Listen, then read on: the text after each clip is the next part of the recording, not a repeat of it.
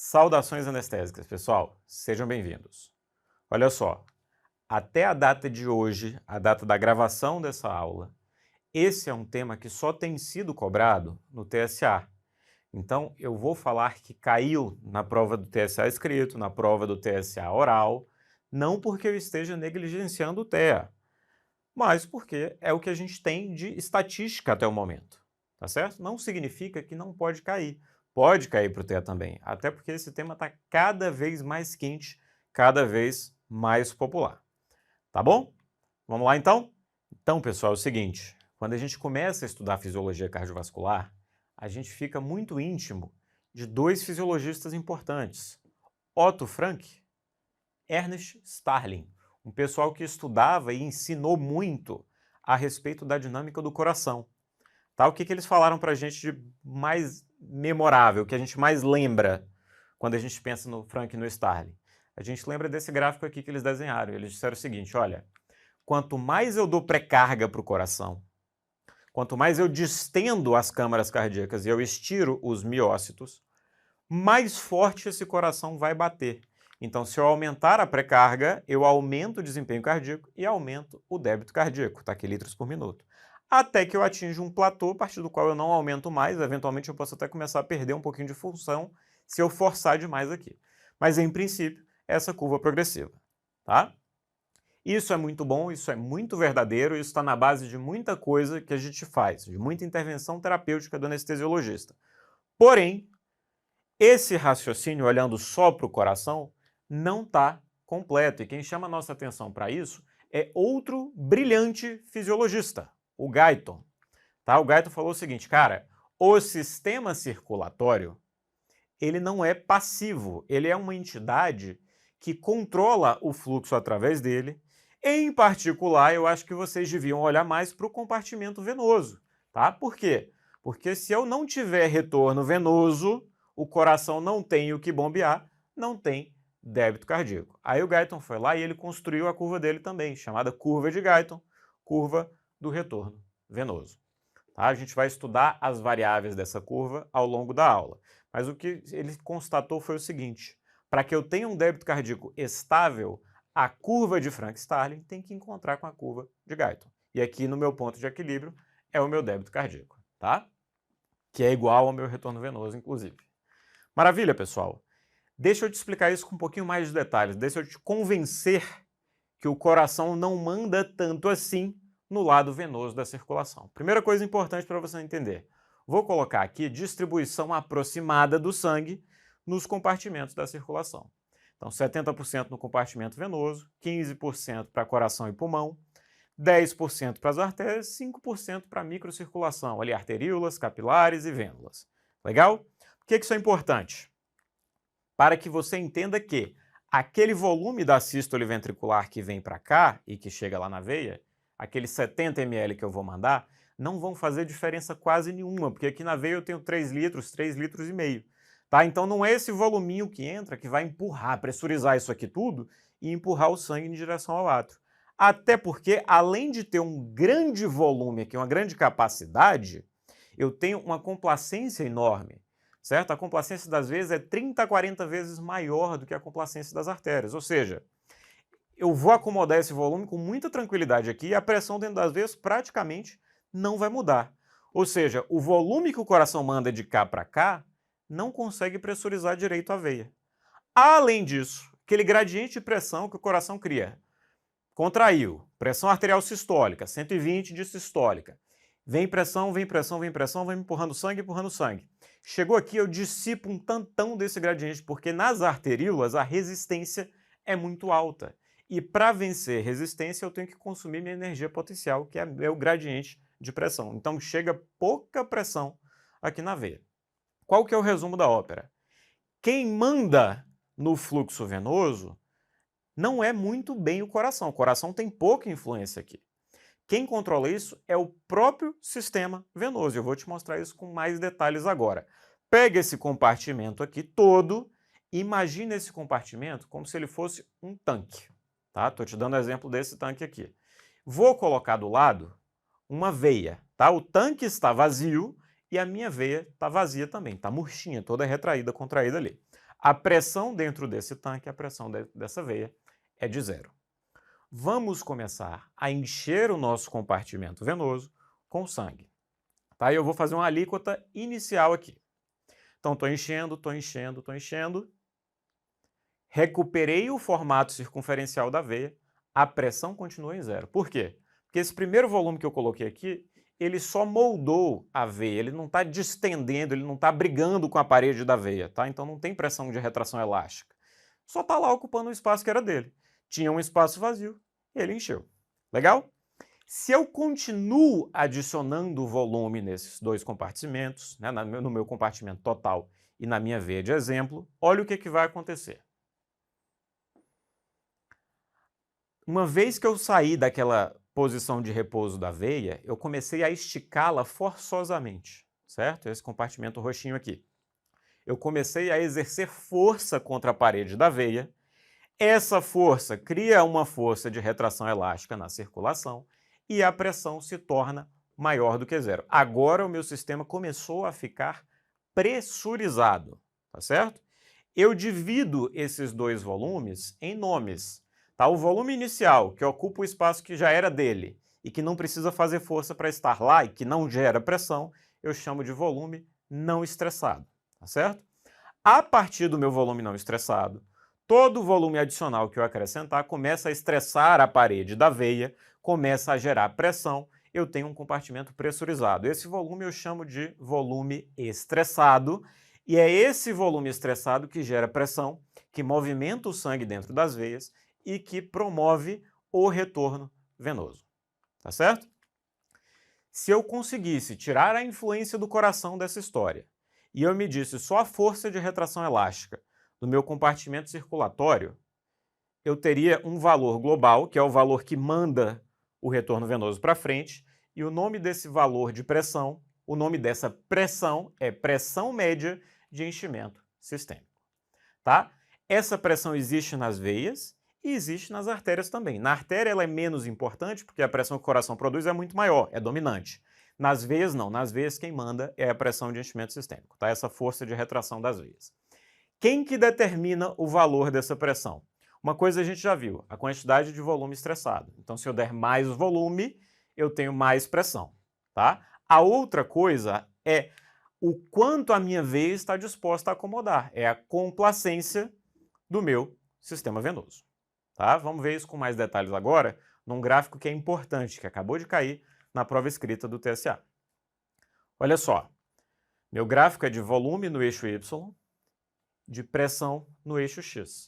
O que eu vou fazer agora? Eu vou começar a administrar volume para esse paciente. Olha lá. Fiz uma dose de volume que restaurou o formato da veia, tá? O formato que já era dela, mas não produziu pressão, eu não caminhei no eixo da pressão. Eu só enchi a minha veia um pouquinho. Esse volume é a representação do meu volume não estressado. Se eu continuar a fazer volume a partir daqui, eu começo, à medida que eu ganho volume, a ganhar pressão. Tá? Minha pressão de enchimento começa a aumentar. Tá? Então o que está daqui para cima é volume estressado. Onde que está a complacência? Por definição, complacência é a relação de variação de volume para uma determinada variação de pressão. Melhor maneira da gente fazer isso é desenhando um gráfico, tá? A gente enxerga bem agora.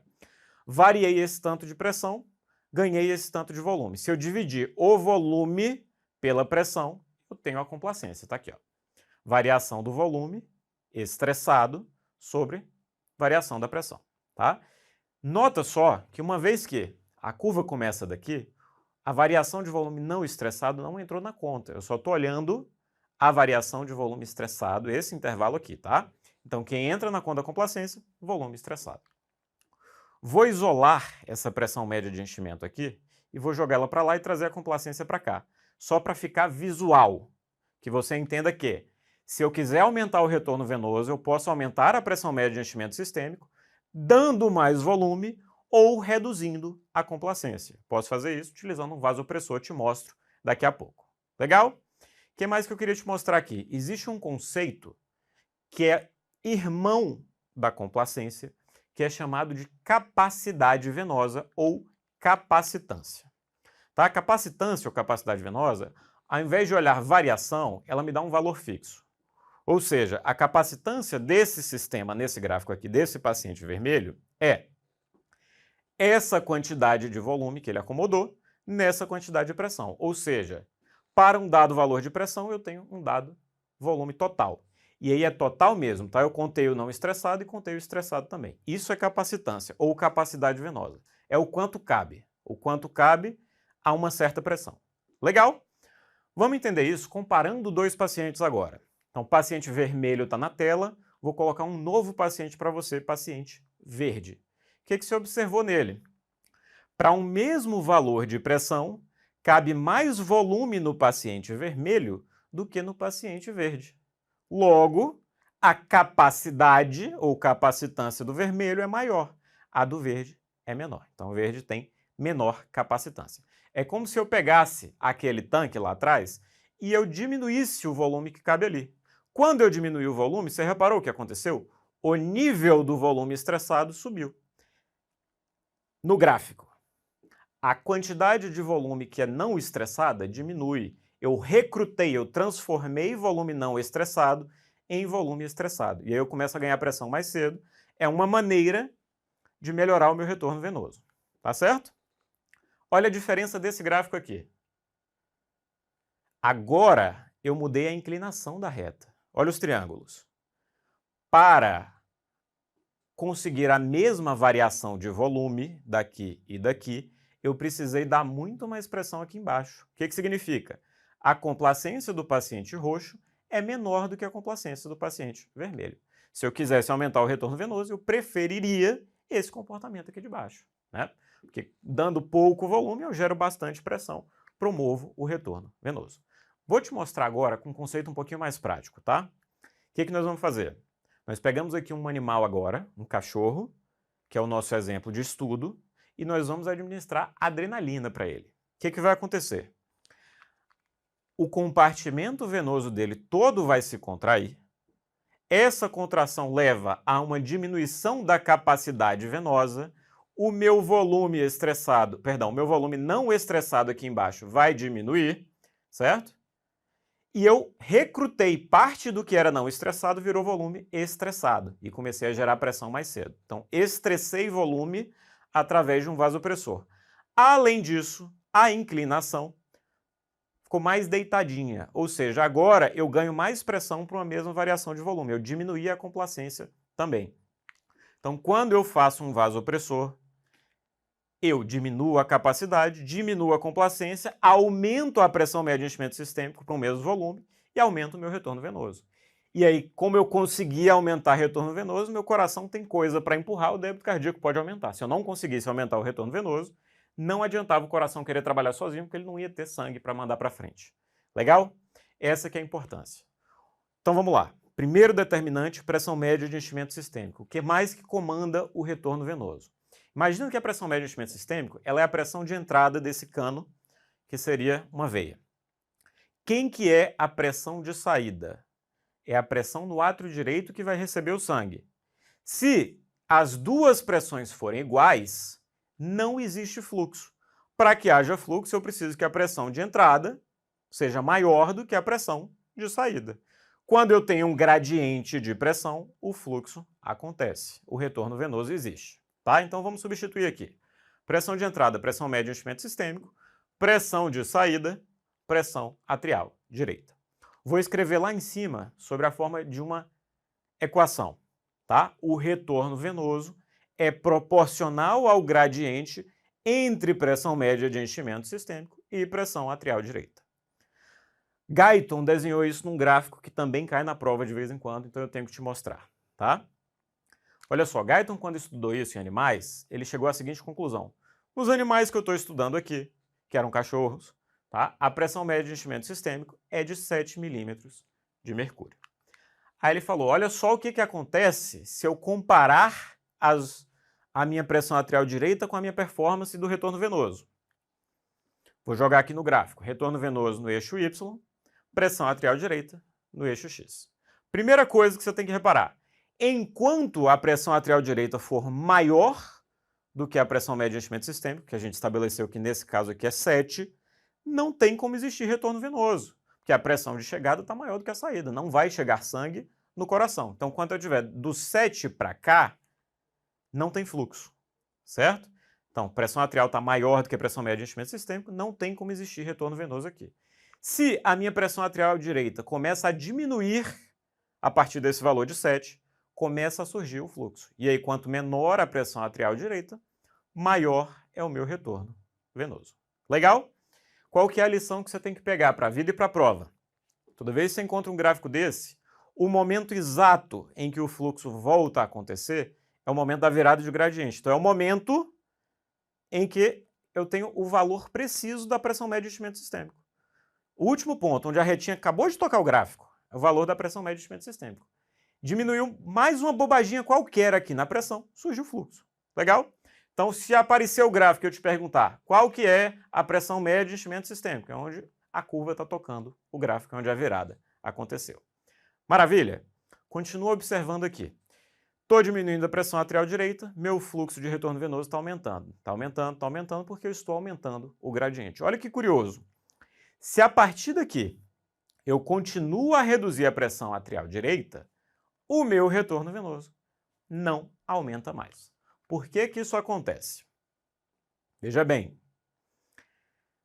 existe uma pressão dentro do tórax que exerce o seu efeito sobre as veias cavas, superior e inferior, tá certo? Pressão intratorácica. No paciente em ventilação espontânea, essa pressão corresponde, é mais ou menos igual à pressão atmosférica, que a gente toma como um zero, a referência, tá certo? Se eu tivesse num paciente em ventilação mecânica, com PIP, aí seria a PIP, por exemplo. Então, estaria um pouquinho mais para cá essa linha daqui de cima. O que que acontece? Quando a pressão arterial direita é menor do que a pressão intratorácica, que no caso aqui é a pressão atmosférica, essa pressão que está dentro do tórax em volta das veias vai comprimir as veias. E aí ela limita o retorno venoso. O gradiente importante agora passa a ser pressão média de enchimento sistêmico menos pressão intratorácica, porque ela é a etapa limitante, não é mais a pressão arterial.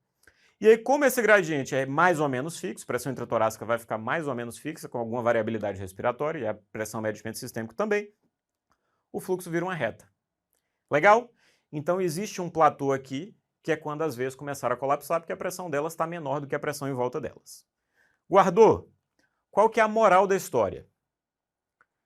O coração, ele não consegue controlar a pressão média de enchimento sistêmico, eu te falei isso, né? Porque ele manda pouco volume por vez, e a transmissão de pressão também não vai bem, porque eu dissipo um monte lá nas arteríolas.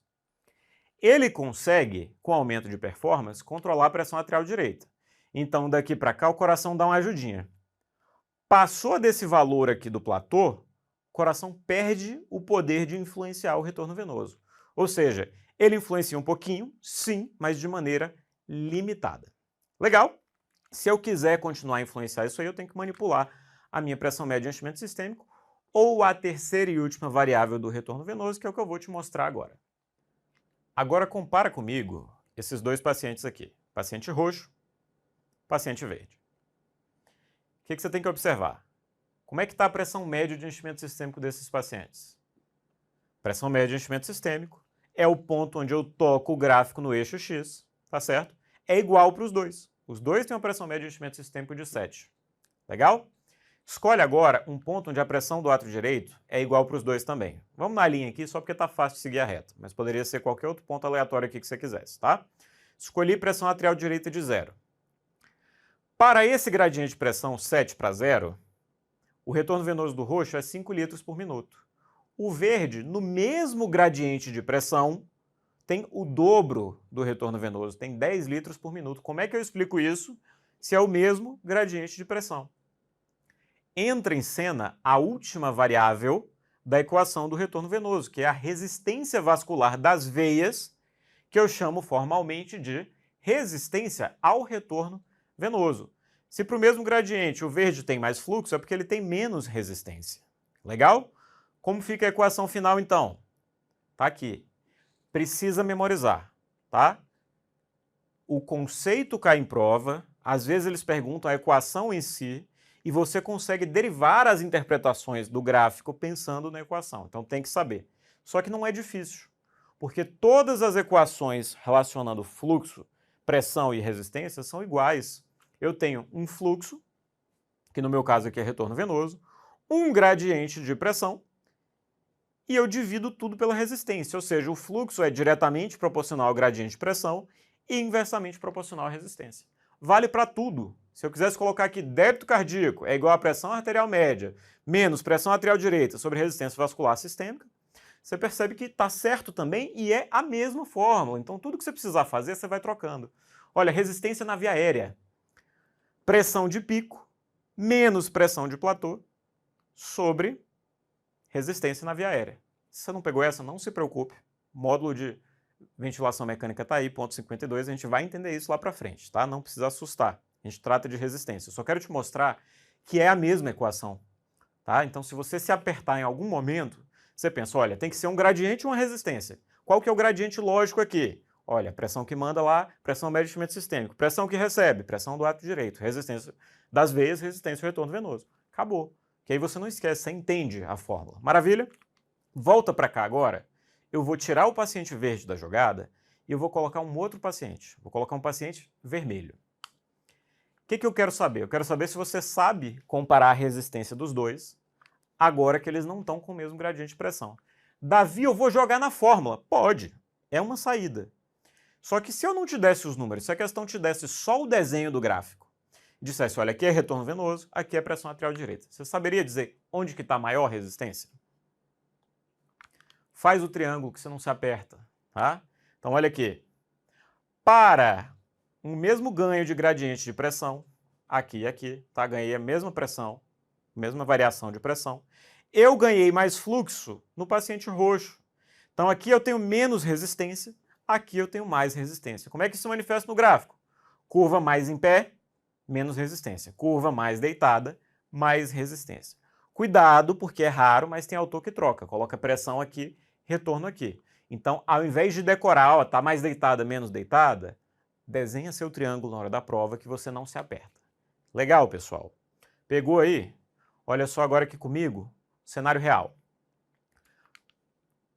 Paciente modelo, ele estava até com retorno venoso legal, 5 litros por minuto, tá bom, tá dentro da normalidade, pressão média tá boa. Mas eu resolvi, por um motivo acadêmico, fazer volume para ele. A gente vai transfundir uma bolsinha de sangue. O que vai acontecer com o gráfico? Se eu dei volume, eu espero que o volume estressado aumente. Concorda comigo? Aumentei o volume que está lá no compartimento venoso. Quando isso acontece, aumentando o volume estressado, eu aumento a minha pressão média de enchimento sistêmico. A gente viu isso no começo da aula. Então, eu vou tocar o gráfico mais para cá. Eu começo a ter fluxo mais precocemente. Então, o gráfico vem na minha direção, tá? Vai para a direita do gráfico. O que mais? Se eu aumentei a pressão, eu espero que o retorno venoso também aumente. Então, o gráfico vem para cá e sobe. Curva mais para a direita, curva mais para cima. Olha só. É exatamente isso que eu espero que aconteça. Houve ainda uma pequena redução de resistência. Por que isso aconteceu? Imediatamente após a transfusão, o volume aumentou, as paredes ficaram com maior diâmetro e o aumento do diâmetro diminuiu a resistência. Então teve uma pequena alteração de inclinação aqui. Eu estava mais deitado, fiquei um pouquinho mais em pé. Estava assim, fiquei assim, tá? Essa diminuição de resistência é temporária, porque quando o paciente está hipervolêmico, o sistema autonômico vai trabalhar para aumentar de novo a resistência e voltar para o débito cardíaco normal, porque eu não preciso desse débito exagerado.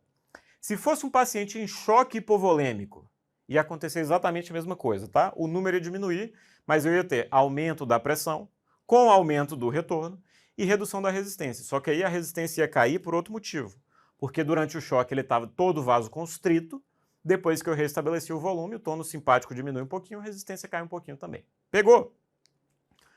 Vamos trocar agora. Ao invés de volume, eu vou fazer norepinefrina para o meu paciente. Olha o que vai acontecer. Norepinefrina. Fui lá nas veias, contraí as minhas veias, diminuí a minha capacidade venosa. Com isso, eu estressei volume, ou seja, transformei parte do volume não estressado em volume estressado, que aumentou a minha pressão média de enchimento sistêmico, trouxe minha curva para a direita do gráfico. Esse é o primeiro ponto. Trouxe a curva para cá, espero que o retorno venoso aumente. Funcionou, mas aumentou de uma maneira esquisita, olha só. Olha a morfologia da curva como mudou. O que teve de diferente aqui? As veias, especialmente as veias da circulação esplâncnica, que são o nosso reservatório de volume, que me deram esse volume aqui que eu estressei, elas têm muito receptor alfa-1, elas são muito sensíveis aos receptores alfa-1. Então elas recrutam volume, sim, mas quando eu faço esse agonismo alfa-1, eu também aumento a resistência ao retorno venoso. Então, diferente do volume que eu tinha diminuído a resistência, agora a resistência aumentou. Eu estou precisando, para manter o mesmo ganho de volume que eu tive aqui antes, eu estou precisando de um gradiente maior de pressão, eu preciso variar mais a pressão, certo? Então ganhei volume, legal, foi bom para o meu paciente, mas aumentei um pouquinho a resistência, tem que saber que isso acontece. Por quê? Se depois que eu já recrutei tudo que eu podia recrutar, eu continuar fazendo vasopressor, pode ser que eu só aumente a resistência, eu comece até a atrapalhar o débito cardíaco e o retorno venoso do meu paciente. Legal, eu vou te mostrar mais disso na frente, tá? Por enquanto é mais para você ir armazenando os conceitos. Então vamos trazer agora para a prática clínica, tá certo? Tem aqui um paciente normal, tá? Ígido. Curva de Guyton, do retorno venoso, curva de Frank-Starling. Onde as duas se encontram, débito cardíaco e retorno venoso estão em equilíbrio. Esse é o valor do débito cardíaco do meu paciente, tá? Que também é o valor do retorno venoso dele. O que vai acontecer se ele adquire uma infecção e evolui para um choque séptico? Ele vai começar a manifestar o componente distributivo do choque séptico. O choque da sepse é um choque vasodilatado.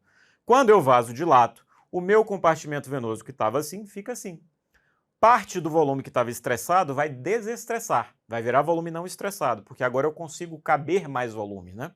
Eu aumentei a minha capacidade venosa. Resultado, se eu perdi volume estressado, a pressão média de enchimento sistêmico cai. Então é isso que aconteceu. Perdi gradiente de pressão. Olha a resistência ao retorno venoso. A resistência estava mais deitada, estava maior, ficou um pouquinho mais em pé, diminuiu a resistência, que tende a aumentar o retorno venoso. Porém, a perda de gradiente de pressão predominou. E aí meu retorno venoso diminuiu. O meu ponto de encontro foi lá para baixo, esse paciente ficou com baixo débito cardíaco. É a fase inicial do choque séptico. O que a gente faz agora? Ressuscitação de paciente séptico, survival em sepse. Faça volume. Vamos fazer volume. Fiz volume, aumentei o volume estressado, voltei a pressão média de enchimento sistêmico para cá. A resistência ao retorno venoso ainda está baixa, porque as veias estão vasodilatadas. Resultado, a curva liberou o que eu chamo de componente hiperdinâmico do choque séptico. Agora o débito cardíaco está até maior do que o normal. E vai aumentar mais. Por quê? Porque a resistência vascular sistêmica também está mais baixa. Então o coração está mandando o sangue para frente com muita facilidade. A curva de Frank-Starling vai lá para cima. Então olha aqui onde está o novo ponto de equilíbrio. Por isso que eu digo que a sepse pode ter um componente hiperdinâmico. Por outro lado, alguns pacientes sépticos desenvolvem uma disfunção orgânica do miocárdio. Aí o coração fica fraquinho, eu volto a descer. Mesmo assim, melhor um paciente em choque séptico hidratado, que o débito é um pouquinho melhor, do que um paciente que não está hidratado. Legal?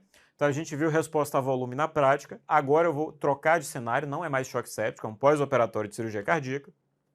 Eu queria te mostrar o que vai acontecer com esses pacientes quando eu fizer um vasopressor. E eu botei dois grupos de pacientes diferentes aqui, isso é importante. Por quê? Porque o vasopressor, ele pode ter diferentes comportamentos. Se aumenta aquele comportamento de recrutar volume da circulação esplâncnica, eu ganho pressão média, a pressão sofre pouco, a resistência ao retorno venoso sofre pouco e o débito cardíaco sobe. Pode acontecer o contrário. Pode acontecer da resistência aumentar demais. E aí, mesmo que eu ganhe pressão média de enchimento sistêmico, o débito cardíaco vai cair. Então, estava aqui em cima, fiz a norepinefrina para tentar ajudar esse paciente, acabei atrapalhando ele. Tá? Trouxe o débito cardíaco aqui para baixo. O daqui era baixo e subiu, o daqui era alto e caiu.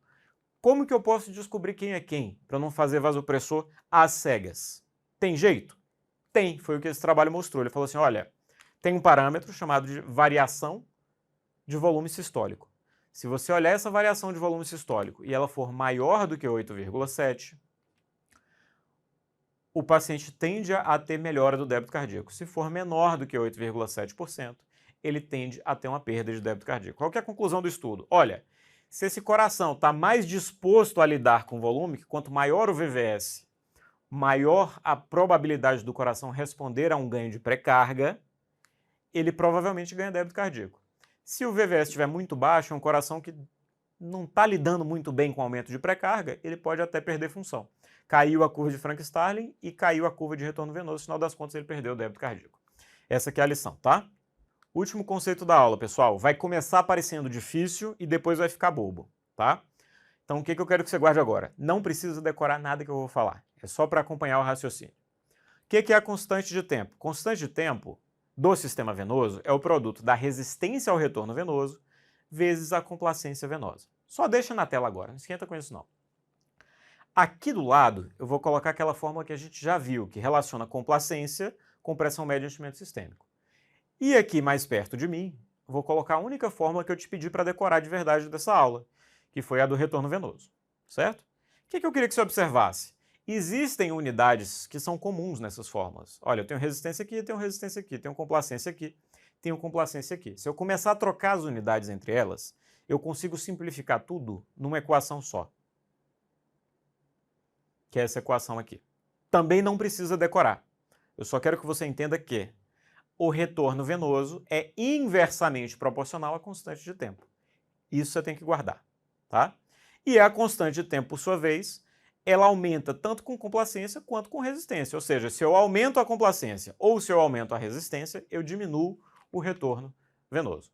É só isso. É só isso aqui que eu preciso que você guarde daquela história toda lá atrás, tá? Que a constante de tempo é inimiga do retorno venoso. Por quê? Porque o sistema venoso ele não é homogêneo. Na verdade, existem dois pacotes, dois compartimentos venosos na nossa circulação com comportamentos diferentes um do outro. Tá? Existe uma circulação esplâncnica, que é uma circulação que tem uma grande complacência e, portanto, uma grande constante de tempo, que faz dele um sistema lento. Então, se eu mando muito sangue para cá, o retorno venoso diminui, porque ele é lento, tá certo? Mas ele é importante porque ele funciona como um reservatório. Como ele é muito complacente, cabe muito sangue, ele guarda sangue ali. Se eu tiver uma hemorragia, se eu precisar de volume, eu pego dele. Legal? O outro sistema, que eu chamo de sistema periférico, é completamente diferente. A complacência dele é bem baixinha, então ele não guarda sangue, só que, por ser uma baixa complacência, a constante de tempo é bem rápida. E aí, ele em si se torna rápido também. O retorno venoso através dele é muito rápido. E perceba que eles existem quase em paralelo. Eu não preciso mandar sangue para lá para que exista o círculo completo, para que eu perfunda a periferia e o sangue volte. Eu preciso mandar sangue para lá para cuidar dos órgãos. Mas eu não sou obrigado a mandar o sangue para a circulação esplâncnica para que o fluxo e a circulação continuem a acontecer, certo? Isso que é importante você guardar. Por quê? Porque eu posso controlar quanto de sangue eu mando para um, quanto de sangue eu mando para o outro. Aí aquela fórmula da constante de tempo que eu mandei para você lá atrás, ela se divide entre as duas constantes de tempo que eu tenho e as proporções de fluxo. Ou seja, o retorno venoso ele é inversamente proporcional à quantidade de sangue que vai para a circulação esplâncnica e a constante de tempo dessa circulação, mais a quantidade de sangue que vem para o sistema rápido que tem uma constante de tempo rápida. O que acontece? Se eu mandar muito sangue para cá, retorno venoso aumenta. Se eu mandar muito sangue para lá, diminui. Quando eu faço um vasopressor, a turma aqui está cheia de receptor alfa 1, eu já falei, eu recruto esse sangue do reservatório, mas além disso, eu aumento a resistência do lado de cá. Aí eu mando uma proporção maior de débito cardíaco para cá e isso também aumenta o meu retorno venoso. Esse é o ápice da compreensão do retorno venoso, tá certo? O nome disso é modelo de dois compartimentos ou modelo de Krog, o epônimo, K-R-O-G-H, certo? Então, a ideia é entender que o vasopressor age por essas duas maneiras, recruta volume e também desvia para o lado rápido da circulação. Maravilha? Uma coisa que já apareceu, já foi discutida, normalmente gera dúvida nos alunos. Todo vasopressor é igual? Não, nem todo vasopressor tem o mesmo comportamento. A fenilefrina é virtualmente um agonista alfa-1 puro, em doses clínicas. Se você fizer uma dose muito alta, ela tem um efeito praticamente insignificante no receptor beta. Mas não interessa, tá? Na clínica, na prática, ela é alfa-1 puro, ou seja, ela recruta volume e ela aumenta a resistência ao retorno venoso. O que acontece? Se o paciente está hipotêncio e eu fizer um pouquinho de fenilefrina, eu aumento meu volume estressado, aumento minha pressão média de enchimento sistêmico, melhoro o débito cardíaco do meu paciente. Se eu continuar fazendo fenilefrina depois que eu já recrutei tudo que eu tinha para recrutar, ou se eu fizer num paciente que está hipovolêmico, o que vai acontecer? Eu vou começar a pesar a balança para o lado do aumento da resistência. Aí eu posso diminuir o retorno venoso. Com menor retorno venoso, eu posso diminuir o débito cardíaco. E o risco é maior de acontecer com a fenilefrina do que com a norepinefrina. Por quê? Porque a norepinefrina tem efeito alfa-1, alfa-2 e beta-1. Um pouquinho de beta-2, mas é bem pouquinho, mas tem também. Qual que é a diferença? Alfa-1 vai comportar igual a fenilefrina. Beta-1 vai fazer o coração bater mais forte. Vai ajudar a esvaziar o coração. Vai ajudar a fazer com que a pressão arterial direita não aumente demais quando eu começar a recrutar volume, e isso vai preservar ou ajudar a preservar o gradiente entre pressão média de enchimento sistêmico e pressão arterial direita. Com isso, eu ajudo o retorno venoso a continuar acontecendo, uma coisa que a fenilefrina não me ofereceu. E o efeito beta-2 é pouquinho, mas vai dar uma modulada na resistência ao retorno venoso. Então ela vai aumentar menos do que aumentaria com fenilefrina. Se eu usasse adrenalina, tem mais beta-2, provavelmente, não tem isso escrito nos livros nem nos artigos, mas provavelmente modularia ainda melhor o efeito do retorno venoso. O problema da adrenalina é que é taquicardizante, diminui o tempo diastólico, aí pode ser que não ajude tanto, né? Porque se eu não tiver tempo diastólico, o retorno venoso vai sofrer para acontecer. Bom, resumo da ópera, para não ficar complicado demais. Todo mundo pode aumentar a pressão média de enchimento sistêmico, todo mundo pode aumentar o retorno venoso. Se eu fizer demais de qualquer um deles, eu aumento a resistência e eu pioro o retorno venoso. Isso acontece mais cedo com a fenilefrina, isso acontece mais tarde com a norepinefrina. Então, a norepinefrina é mais amiga do retorno venoso, mas todos eles podem ajudar. E todos eles também podem atrapalhar se eu fizer demais ou se eu fizer num paciente hipovolêmico. Essa que é a lição.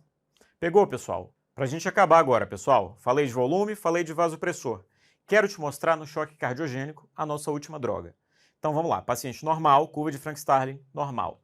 Coração falhou, falência ventricular, o que vai acontecer? Curva desce. Curva desceu, o débito cardíaco estava cá em cima, caiu também. O que eu faço para ele? Dou um inotrópico. Vamos fazer? Dobutamina, um beta-agonista. Coração bateu mais forte, esvaziou melhor o átrio, gradiente, pressão média de enchimento sistêmico, pressão do átrio direito ficou mais interessante, paciente ganhou débito cardíaco. Detalhe, tenho que pensar em sistema venoso também quando eu falo dobutamina. Efeito beta vasodilata. Ao vasodilatar a circulação venosa, o efeito predominante é a redução da resistência ao retorno venoso. Então estava aqui, vai ficar mais em pé. Olha o que aconteceu. Então, além do coração bater mais forte, eu estou batendo com menos resistência. Quando eu faço isso, eu aumento mais ainda o meu ponto de débito cardíaco. Então, fiz a dobutamina, ganhei performance e trouxe para cá, ganhei retorno venoso, trouxe para cá. Melhorei ainda mais o meu paciente. Tá? Então, esses são os efeitos clássicos da dobutamina. Redução da resistência ao retorno venoso e ganho de performance cardíaca. O que acontece com a pressão média de enchimento sistêmico é controverso. Tem gente que fala que aumenta um pouquinho, porque ela teria um pouquinho bem discreto de efeito alfa. Tem gente que fala que diminui um pouquinho pelo efeito vasodilatador. Se o paciente está bem hidratado, se você garante o volume dele, e esse paciente normalmente está congesto, acaba que ela fica estável, tá? Ele ganha débito simplesmente. Legal? Mas você tem que ficar de olho, porque se você fizer ele tiver hipovolêmico, ele pode dar uma descompensada se você precisar dar uma hidratadinha nele. Não é o esperado, mas fique esperto, acompanha. Beleza, pessoal? Eu sei que o assunto é denso, tá? Mas é realmente muito importante. Tanto para a prova quanto para a nossa compreensão de monitorização hemodinâmica avançada faz uma grande diferença na leitura dos artigos. Mas, sabendo que é denso, a gente deixou uma apostila bem robusta. Tá? O material está muito bem explicado na apostila. Se você precisar de um suporte, você pode consultar lá. Eu também estou disponível para dúvidas, é só mandar aqui embaixo no fórum. E é isso aí, tá? Deixa sua avaliação para a gente se vê na próxima. Um grande abraço.